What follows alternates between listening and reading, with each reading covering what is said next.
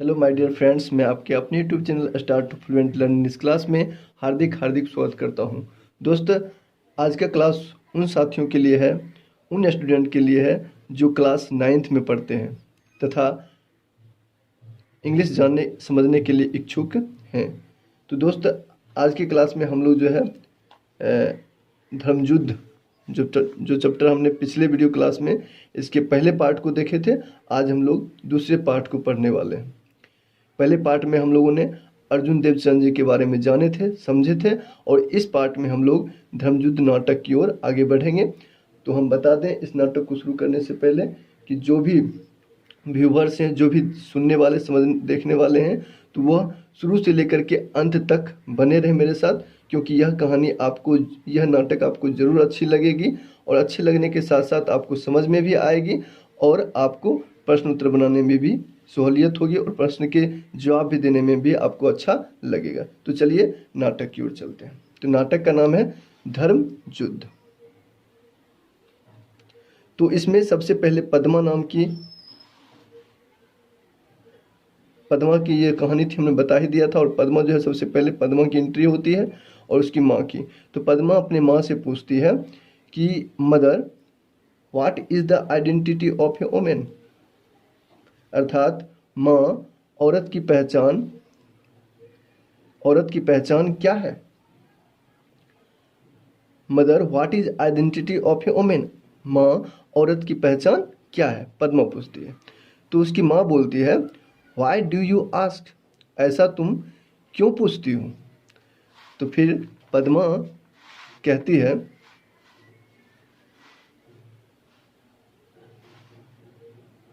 ठीक, पद्मा कहती है, how am I different from others, मैं दूसरे से अलग कैसे हूँ। तो उसकी माँ कहती है, you are my daughter for only child, तुम मेरी इकलौती बेटी हो, एंड योर फादर्स डार्लिंग, और तुम अपने पापा की प्यारी हो, मतलब लाडली हो, तुम अपने पापा की दुलारी हो, इसलिए तुम दूसरे से अलग हो। उसकी माँ जवाब देती है। तो फिर पद्मा कहती है, father cares for money then for me, पापा तो मुझसे अधिक पैसों का ध्यान रखते हैं। It takes a hurt to bestow love, वह तो अपने हृदय से, अपने दिल से पैसों को ही प्यार करते हैं, क्योंकि वह तो पैसों को ही अपने हृदय से प्यार। तो इसे यहाँ पे ये कहा जाएगा कि it takes a hurt to bestow love, अर्थात प्यार तो हृदय से किया जाता है और उनके पास तो हृदय अभी फिलहाल में है ही नहीं, क्योंकि उनका हृदय तो पैसों पर गया हुआ है। तो माँ कहती है, फॉर हुम डज ही सेव, बताओ वो पैसा किसके लिए कमाते हैं, किसके लिए बचाते हैं। He does all this only for your sake, वह केवल और केवल तुम्हारे लिए कमाते हैं। You shouldn't think and I have no hurt, तुम्हें ऐसा नहीं सोचना चाहिए, आई हैव नो हर्ट, मेरे पास हृदय नहीं है। फिर पद्मा कहती है, but I didn't say if it of you, अर्थात मैं तो तुम्हें नहीं कह रही हूँ, लेकिन मैं तो तुम्हें नहीं कह रही हूँ, ऐसा पद्मा कहती है। फिर उसकी माँ कहती है, I am not any way different from him, मैं उनसे किसी भी प्रकार से अलग, डिफरेंट का मतलब हो गया अलग, नहीं हूँ। My identity is linked with his and I cherish the bond, अर्थात मेरी पहचान जो है उनसे अटूट, मेरी पहचान जो उनसे अटूट बंधन से जुड़ी हुई है, जो नहीं टूटने वाली हो उसको अटूट बोला जाता है, अटूट बंधन से जुड़ी हुई है। तभी जो है इंटर्स पद्माज फादर, तभी पद्मा के पापा का प्रवेश होता है। तो उसका पापा फिर कहते हैं, what is this talk about the bond Padma's mother, Padma की माँ, किस बंधन की बात हो रही है। तो उसकी माँ कहती है, हियर इज योर फादर, लो तुम्हारे पापा आ गए, ask him what ever you want to know, तुम जो कुछ भी जानना चाहती हो तुम जान सकती हो इनसे। तो उनके पापा कहते हैं, व्हाट्स इट माई चाइल्ड, क्या है मेरी बच्ची। तो तो माँ कहती है she wants to know what is the identity of a women, अर्थात यह जानना चाहती है कि औरत की पहचान क्या है। वह जानना चाहती है कि औरत की पहचान क्या है। तो पापा कहते हैं यू विल नो इट, तुम जान जाओगी प्यारी, डियर, तुम जान जाओगी प्यारी, व्हेन यू आर मैरिड, जब तुम्हारी शादी हो जाएगी। तो फिर पद्मा कहती है does marriage land identity to a women, अर्थात क्या शादी से ही औरत की पहचान जुड़ी हुई है, क्या औरत की पहचान शादी से ही है। फिर पद्मा कहती है। तो इस प्रकार से वाद विवाद होता है। आगे फिर माँ कह रही है कि what is a women without a husband, तुम बताओ बिना पति के बिना औरत क्या है। तो पति के बिना औरत क्या है। तो पद्मा कहती है what if one does not get married, और जिसका शादी ना हो उसका क्या, अर्थात जिस लड़की का शादी ना हो उसका क्या, या फिर इसको दूसरे शब्दों में भी कह सकते हैं कि जो लड़की शादी ना करे तो उसका क्या। तो उसकी माँ कहती है why do you always ask such senseless question, तुम ऐसा जो है अर्थहीन प्रश्न क्यों पूछती हो, हमेशा तुम हमेशा ऐसा अर्थहीन प्रश्न क्यों पूछती हो। तो पद्मा कहती है what about a women whose husband is dead, अर्थात जिस औरत का पति मर गया हो उसका क्या। तो इस प्रकार से बातें आ गई कि जिसका पति अगर मर जाए तो उसका क्या। तो उसकी माँ कहती है life is help for her, तो उसका जो है जीवन नरक के समान हो जाता है। तो उसका माँ का कहना होता है कि उस लड़की का जीवन जो है नरक के समान हो जाता है। जिस प्रकार से वो देखती है उस प्रकार से उसकी माँ, समाज में जिस प्रकार से देखती है उस प्रकार से उसकी माँ जवाब देती है। तो फिर पद्मा कहती है दैट्स इनजस्टिस, यह तो अन्याय है। माँ you needn't talk of justice and injustice here, तुम्हें यहाँ न्याय और अन्याय की बातें नहीं करनी चाहिए। पद्मा व्हाई, क्यों। पद्मा फिर कहती है क्यों नहीं करनी चाहिए। माँ कहती है कि over here women don't have the right to ask question, यहाँ जो है औरत को अधिक से अधिक क्वेश्चन पूछने का अधिकार नहीं है।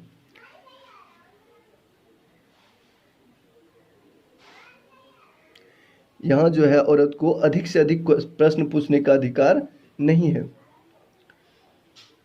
Over here women don't have any the right to ask question, right का मतलब होता है अधिकार, और आस्क क्वेश्चन मतलब कि प्रश्न पूछने का, अधिक से अधिक प्रश्न पूछने का अधिकार नहीं है। तो पद्मा कहती है what right do they have then, तो फिर बताओ तब फिर क्या अधिकार है, तब तुम ही बताओ क्या अधिकार है। तो उसके पापा कहते हैं rights are for equals dear, अर्थात अधिकार तो बराबरी में होता है, अधिकार तो बराबर वालों के साथ दिया जाता है। तो इस प्रकार के जब पापा उसके बात बोलते हैं कि अधिकार तो बराबर वालों के साथ दिया जाता है, तो पद्मा का देखो यहाँ पर क्या कहना होता है। तो पद्मा कहती है why is a home considered a place for bargaining, अर्थात घर को मोल भाव की जगह क्यों समझा जाता है। जिस प्रकार से बाजार में मोल भाव होता है तो इस प्रकार से एक दूसरे को अलग अलग क्यों समझा जाता है। इस प्रकार की बातें पद्मा कहती है कि घर में बार्गेनिंग का मतलब होता है मोल भाव, और कंसिडर्ड का मतलब समझा जाता है। ये सब बातें हम जो है, सब वर्ड जो है आपको एक बार पिछले वीडियो में दे दिए थे, तो आप जो है एक बार उसको देख लेंगे। तो why is home considered a place of bargaining, तो यहाँ पर कहा जा रहा है कि घर को मोल भाव की जगह क्यों समझा जाता है। One shouldn't live in such a place, ऐसे जगह पर रहना ठीक नहीं है। अगर ऐसी बात है तो ऐसे जगह पर रहना ठीक नहीं है, ये पद्मा का कथन होता है। तो यहाँ तक हम लोग समझ रहे हैं अच्छी तरह से। तो ये फादर तब उनका कहते हैं, फादर का कहना होता है you will get the same replies to these questions where you go, अर्थात तुम जहाँ भी जाओगी प्यारी, तुम जहाँ भी जाओगी तुम्हें यही रिप्लाईज मिलेगा, यही उत्तर मिलेगा इस प्रकार से उनके पापा कहते हैं कि तब उसका पद्मा का कहना होता है, but the identity of a women is the identity of the human race. लेकिन औरत की पहचान तो पूरी मानव जाति की पहचान से जुड़ी हुई है। अर्थात औरत की जो पहचान है वो तो ह्यूमन रेस मानव जाति की पहचान से है। ए सोसाइटी सेंस वुमेन, फिर भी समाज में औरत की अवहेलना क्यों किया जाता है? तो उसका पापा कहते हैं, that's why they say that marriage lands this identity. अर्थात इसलिए तो कहा जाता है, ऐसा इसलिए तो कहते हैं कि मैरिज लैंड्स दिस आइडेंटिटी, अर्थात शादी के बाद ही औरत की पहचान स्थापित होती है। जब शादी करती है कोई लड़की तभी जाकर उसकी पहचान स्थापित होती है। तो उसका पापा कहते हैं, तब उसका पद्मा का कहना होता है लास्ट में, so if a girl does not get married. बहुत ही ये लास्ट का जो ये पंक्ति है बहुत ही निचोड़ है इसका पूरे अध्याय का, तो इसको आप अच्छा से समझेंगे। इसमें कहा जा रहा है कि so if a girl does not get married, यदि एक लड़की जो है शादी ना करे, यदि एक लड़की का शादी जो है ना करे तो सी हैज नो आइडेंटिटी। अर्थात यदि एक लड़की की शादी नहीं होती तो उसकी कोई पहचान नहीं है समाज में।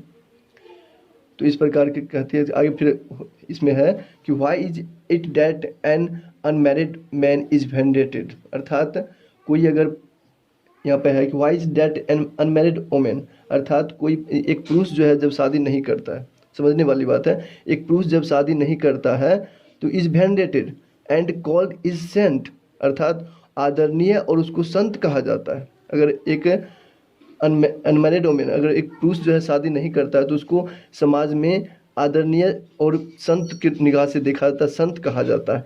एन अनमैरिड वोमेन, अगर एक अविवाहित महिला होती है और उसकी शादी नहीं होती है तो is called immoral and wanton, अर्थात अनैतिक और उसे व्यभिचारिणी, वांटन का मतलब व्यभिचारिणी और उल्टा कहा जाता है। तो इस प्रकार की बातें कही जाती थी, इसलिए पद्मा इन सारी बातों से वो असहमत थी, समाज से दुखी थी, समाज से पीड़ित थी, जिससे जो है पद्मा इन सारे सवालों को उठाती है। और ये हर एक लड़की के लिए, हर एक वोमेन के लिए जागरूकता वाली बात है। तो ये सारे सवालों पर ध्यान देना चाहिए। और आगे जो है हम लोग बढ़ते हैं और बी नंबर का क्वेश्चन आंसर देख। तो चलिए दोस्तों, अब जो है हम लोग बी नंबर यानी answer the following questions very briefly इसका करने वाले हैं। अर्थात यहाँ पे कह रहा है कि नीचे दिए गए प्रश्न का उत्तर जो है वेरी ब्रीफली यानी कि बहुत ही आसानी ढंग से आप करें। तो सबसे पहला क्वेश्चन है कि what was the question that Padma wanted to know from her parents. वह कौन सा प्रश्न था, क्या प्रश्न था पद्मा वांटेड टू नो, जो पद्मा जानना चाहती थी अपने पापा और मम्मी से, माता और पिता से। तो वह प्रश्न क्या था उसको हम लोग जानते हैं अच्छा तरीका से, और आप इसको नोट कर लेंगे क्योंकि ये आपको बहुत ही आपको ज़रूरी होगा और आपको याद करने में भी सुविधा होगा। इस प्रकार से लिखा गया, इस प्रकार से आपको यहाँ पे बताया जाएगा। तो इसमें है कि what is the identity of a women, अर्थात वह क्या जानना चाहती थी, तो औरत की पहचान। अर्थात इसमें लिखा हुआ सबसे पहले शुरुआत में ही what is the identity of a women, अर्थात औरत की पहचान, एक औरत की पहचान क्या है, वाज द क्वेश्चन, यही क्वेश्चन था Padma wanted to know from her parents, जो अपने माता पिता से जानना चाहती थी। तो चलिए पहला का आंसर हो गया। दूसरा का आंसर समझते हैं। दूसरा का क्वेश्चन है, कह रहा है कि how many brothers and sisters did Padma have. Simple सा प्रश्न है कि हाउ मेनी यानी कितने भाई बहन, पद्मा के कितने भाई बहन थे। तो हमने पढ़ा था अभी कि पद्मा तो इकलौती सिस्टर थे। तो इस प्रकार से इसका आंसर दे देंगे, she was the only child of her parents, वह अपने माता पिता की इकलौती चाइल्ड थी। तो इस प्रकार से आप इसको लिख लेंगे, नोट कर लेंगे।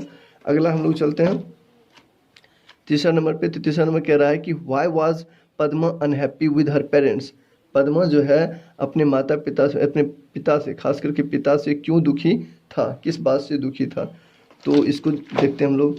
इसमें है कि her father cared more for money, अर्थात उनका पिताजी जो है अधिक से अधिक पैसों को ध्यान रखते थे, पैसों से प्यार करते थे, देन फॉर हर, उससे अधिक पैसों का ध्यान रखते थे।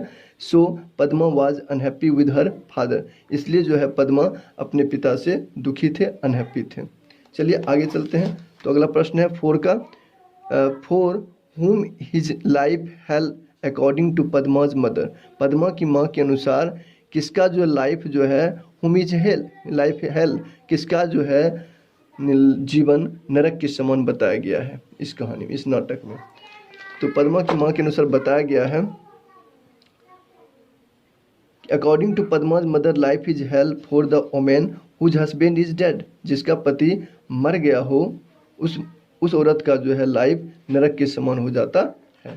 चलिए अगला प्रश्न है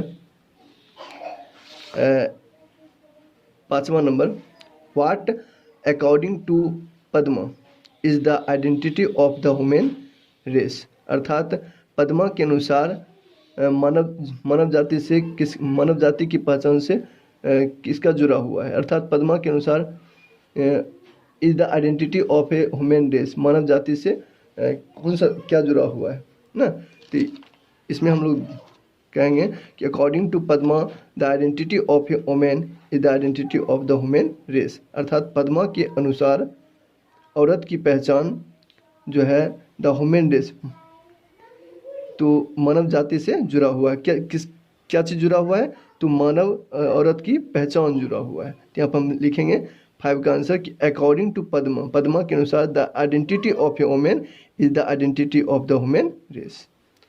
तो चलिए इसका आंसर हो गया, जो ब्रीफली क्वेश्चन आंसर था हमने कर लिया। और आगे के पार्ट में जो हम लॉग आंसर का पार्ट बनाएंगे और इस प्रकार से आपको पूरे टोटली इसका आंसर आपको दिया जाएगा।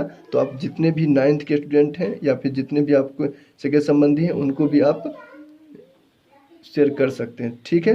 चलिए इन्हीं बातों के साथ मैं अपनी वाणी को बेंड अप करता हूँ। So thank you very much, all the best, have a nice day.